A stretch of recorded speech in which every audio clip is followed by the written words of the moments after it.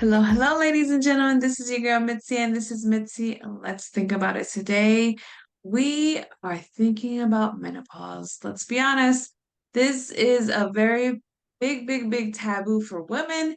It has always been since the day that you get your period, you are bound to experience menopause, and there's a big taboo about this. So, luckily for me, I have a special guest here, Tracy. Thank you so much for joining me on my show so that we can really talk about this and bring some light into this dark image that we have about menopause. Am I right? Yeah, that's true. Definitely. Yes. Awesome. So I guess to have the biggest question is what was menopause like for you when you first started? What was your feelings when you were like, oh, this is happening? So my menopause journey started just after lockdown. So I got a bit confused because I thought that all the stress, all the anxiety that I was having was because of the pandemic. It turned out not to be. So I did, like most women do, ignored all those symptoms until I started having more physical symptoms.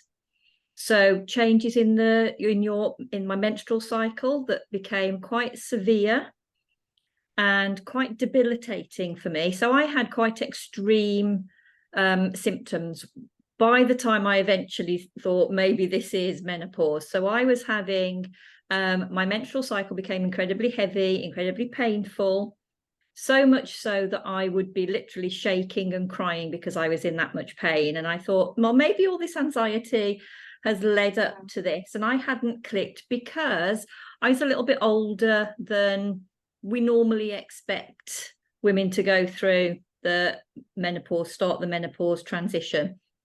The average age to go through or begin the menopausal transition is 52. So it's a little bit older than we think normally.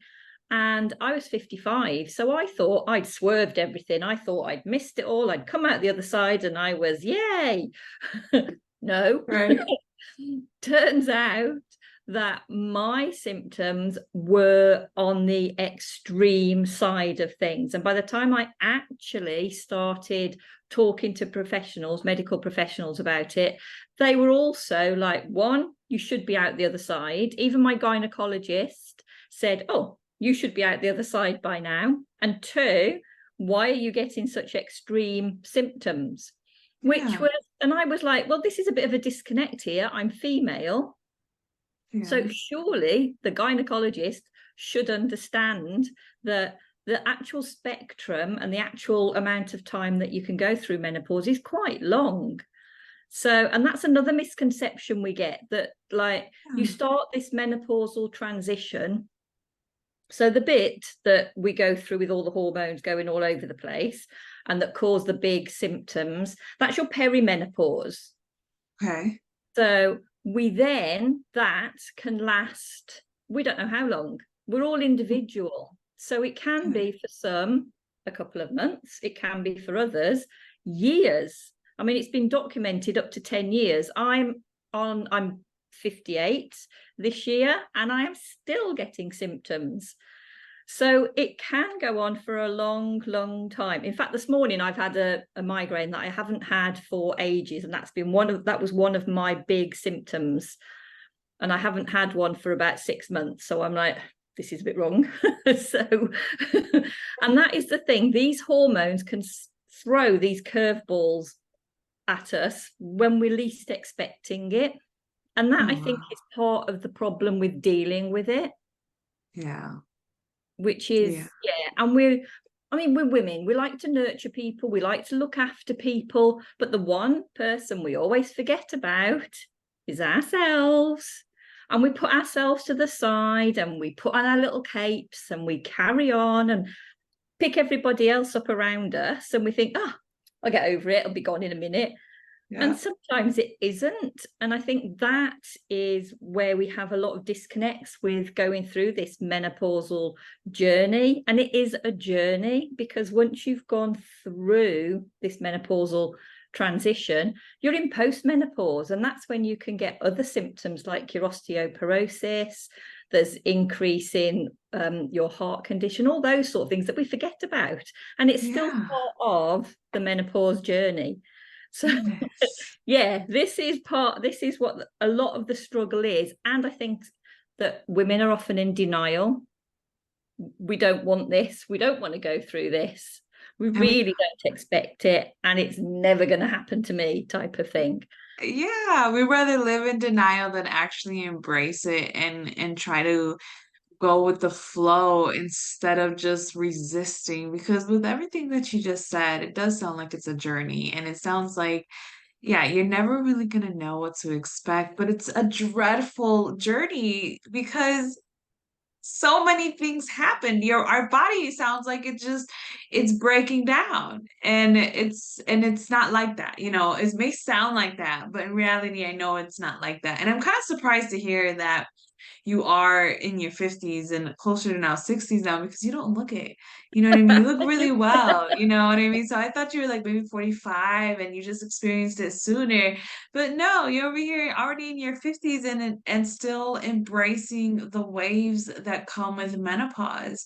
And that's Mm-hmm. that's good to hear because not a lot of people, they know how to embrace it as it comes, or they know how to recognize it. They just, like you said, we push it away, we deny it, we try to make up excuses like, oh, I stayed up too late, I had too much caffeine. But in reality, if we recognize it for what it is, then we'll realize, like, you know what? I had enough caffeine. I'm good. I'm not stressed out. It's like we make these excuses because we're so comfortable in those excuses. So was that hard for you to try to like be like, Tracy, it's menopause, it's okay? Yeah, it was. And it was also that I was thinking, like, well, there's something desperately wrong with me that I can't get up in the morning and get myself dressed without having all these symptoms come on me. And it did get like that. It was only until I'd had a really severe episode that I'd had to call my doctor to say, hey, what actually is going on here? That I Yeah. started opening up to friends, Okay. and that started we'd never had these conversations before, and it was like this epiphany type of thing where these my girlfriends are like, oh, I've had some of that as well, but we don't talk about it. Yeah. And we think we can go through this on our own, and we think that, it's the embarrassment side of things, like, oh, I'm losing control, I'm losing touch, and like nobody else is going through this. But 51% of the population are female, so at some point it's going to happen, be it naturally or be it an induced, depending on if you've had illnesses or surgery. So it's going to happen at some point. So I think we need to talk about it a lot more and not be so embarrassed about it. And I think that's another thing with women things are embarrassing, aren't they? We've had them since we were teenagers, when we went through puberty, and that was embarrassing as well. And then you've those of us that have had children, you've had the baby brain, all that sort of thing. But it's always an embarrassment side, and it really shouldn't be an embarrassment, because or a weakness. It shouldn't be judged as a weakness. It's a transition. It's just natural. We're all going to go through it, and we all need to figure out ways that we can deal with it and support each other through this transformation. Yes, yes, I love how you explained it in that aspect, and it's true. We do go through these changes and through these stages as women, and it starts with the embarrassment when you start growing up and going through puberty, and then developing your features, and then changing along the way and becoming more of a woman, and then you have children, and then yes, that's a hot mess in itself.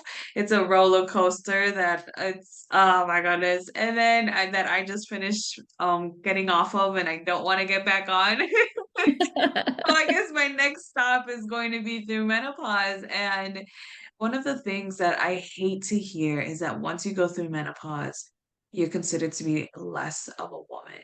what is your statement and what is your opinion on that? Because it bothers me to hear that from other women or from men, that they feel the audacity to say that to women that are going through this. What are your thoughts on that? Yeah, I think this is incredibly societal of us. Like, you can't have babies anymore, so therefore you're not.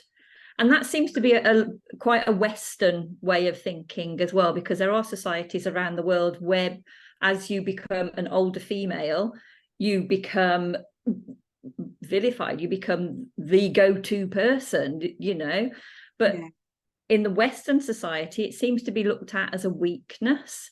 yeah. And I think it can be looked at as a reawakening, because societal, it's you get to a certain age and you can't have your hair a certain way, you can't wear certain clothes, and it's a conformity, isn't it? And I think we don't need to conform, we can still be as we want to be, Yeah. just because we've reached a certain age. I admit, as you become older and as those hormones play up, you can have some limitations. But once you know what those limitations are, you can still deal with them and you can still be yourself. Oh, I agree. Sorry if I'm looking away. I'm looking at the Oh, my no, that's fine. cameras for my sons. One sleeping, I have one camera for sleeping and the other camera for my other son in the living room. So I'm just tag teaming. But I hear what you're saying. I think that's true. It is more of a Western viewpoint because our society norms are kind of ridiculous. I mean, I can honestly say it's an unrealistic standard that's why I love speaking with other people outside of the United States because you guys are able to bring in a type of viewpoint that we need to remember. You know what I mean? We have to remember that our societies and how we view women or men or children or whatever the case may be, that it's not always correct. Because as you get older, you know, like the old saying says, you get wiser, you get matured, you really learn what is worth your time, your energy, your stress, your frustration, you know what I mean? And you realize that sometimes things just go with time. Things will be resolved with time. And I think that's what we really need to hear for especially the younger generations who are going to end up going to that point and they're going to no longer have babies and their next milestone is for menopause. And the fact that you're sharing your experience and you're letting other women know that it's okay to embrace it. It's okay that it's happening. It's normal. It's normal as if you breathe air and look through your eyeballs. It is normal.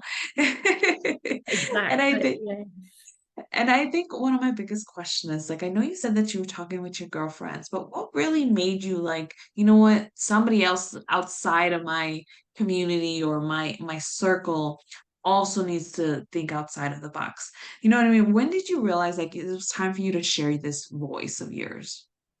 I think because it's something that, apart from my close-knit friends, I'd not discussed it with anyone at all. It's a taboo thing to talk about. You don't want to discuss it, and you don't see policies or strategies put in place to help support menopausal women at all. I mean, the first thing that a lot, when you go to, especially in the UK, a lot of women that go through the brain fog side, the anxiety side, they go to a doctor and they're prescribed things like antidepressants, which it's nothing to do, it's your hormones that are all over the place. And that type of thing needs to be addressed before anything else. So I think a lot of it as well is looking at it from my point of view, how it's been managed, how we discuss it in general terms. And as I've already mentioned, the embarrassment side of it, it is because we don't bring it out into the open. I mean, even like when we go through the baby side of things, there are a lot of times where if you're working somewhere, you don't want to discuss with your employers that you're pregnant because something's inevitably going to happen. So Yeah. it can be the same with menopause as well, because a lot of women during menopause find that they can't keep operating at the level they did previously, and they have to change career paths. And Yes. there needs to be more in place to support women so that they can stay within the same employment roles as well, Yes, yes, because that is quite a big one. Yeah. yeah, it is. I actually heard that on the news a couple months ago where they are actually trying to implement um like a mental health day or week or whatever that the woman may need when they're going through menopause, as long as they are open with the employer that this is what they're going through, then they're willing to give them those days because they realize that losing a hard worker over just a transition that they're going through naturally is not worth it. And when they would, if she were to leave, then they would have to hire and train and deal with the mistakes all over again versus just keeping that person there and just modifying their structure and their rules for that, because I think if more companies do that, then women can still feel worthy and useful as they do doing anything else that they put their minds to. And I love the fact that you are sharing this and allowing women to realize, like, you know what, it's okay. Because that's the whole point. We just want to let women know it's okay. It's going to happen. If it hasn't happened, and if you're going through it, well, there's a little secret. Women are going through it. Yeah, It's it's a gonna lot of happen women to are going you. through it. I know, not me yet, but my mom is going through it. And one of the things that she said before I actually scheduled this interview because she was kind of happy that I was going to talk about this and bring another woman's perspective on my show about this, is that she said that one of the misconceptions that a lot of people have is that you lose your sex drive, when in reality you don't always lose your sex drive. What is your opinions on that? Yeah, that's there are issues around the sex, like the libido can alter, but you can have support to bring the libido back. And also things like vaginal atrophy, which can make it a little bit uncomfortable, but there are things that you can use for that as well. There are different proprieties that you can use to help alleviate that. So there are some issues around the sex or not being able to have sex. It can become more painful, but these are things that as women we should be used to, because they can happen at times throughout our lives depending on our hormone levels anyway, because some women Yeah. have had this issue all their lives, some women have it at different times within their cycles, so it is something that we are quite used to as women, but it is something that can be addressed as we go through the menopausal transition.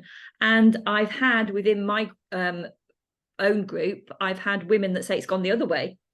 So Yeah. rather than losing their sex drive, they've become more interested in sex as they progress through, and some of the other symptoms seem to fall away. They've Yeah. become more interested in their sex lives again. So it's like we said before, this transformation is totally unique and individual to you, but it's knowing that one, it's going to happen, and two, it's those hormones that are causing this. So, and there are things that you can do about it. There are strategies you can put in place. So yeah, it is. And talking about it, because until you talk to other women about what they're going through, you don't actually appreciate and realize that your symptoms are going to be similar, that your symptoms are going to be more diverse, less diverse. And until we start doing those conversations, it's difficult for us to realize that, oh, I'm not on my own. I'm not the only freak out there that's going through menopause, because now, if that's the case, we're all freaks together going through menopause. There you go. I love it. I love it so much. Thank you so much, Tracy. This has really been an awesome conversation and an awesome time with you. I appreciate you taking the time out of your day to come in on my show and share this perspective to really shine a light, because now, after talking with you, I really do have a better understanding about menopause and what to embrace, choose the Mhm. better word, to embrace when it's my time to cross that road. And I think other women need to also embrace it too. And I know you already gave us some great, great advice, but to wrap up the show, what would be some lasting words that you can leave my audience off with? I think the first thing is that you need to talk to people so that you've got a support network around you, because then you start realizing that you're not on your own, that you're not the only one going through it. And I think that is a big one, because with menopause comes all the anxiety and all, you do isolate yourself. So keeping a support network around you, I think, is the most important thing, because then you realize that you're not the only freak that's out there going through menopause. You're all freaks together. So that can be so enlightening and so supportive. I think that's the main thing that you need to look for when you start on this journey. Awesome. Awesome. I love that. Thank you for that advice. And if anybody wants to know more or just to reach out for more questions, I have Tracy's lovely photo on my website. You can just boop, just click right under it. You can even get her a cup of coffee. It's so nice and so easy. Just ask her any more questions that you may be having, because maybe you have already isolated yourself, and Yeah. maybe you lost track of your doctors because time has passed and now you don't even know where to begin.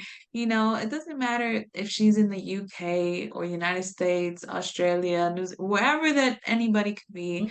It's the fact of just reaching out and not feeling alone through this. You know what I mean? And if Tracy could Exactly. be that outlet and make you not feel alone, then hey, a simple hello, right? Just say, hey, I heard you on Mitzi. Let's think about it. And I just want to say thank you, or I just want to say hello. Whatever you got to say, reach out to her. We don't have to live our lives alone. And I think that's the biggest thing that I want people to remember is that, we need to be a community, no matter how far the distance is, it's a community knowing that we are going through it together because life happens Definitely. together. So always, always, always keep thinking, y'all. Be safe out there.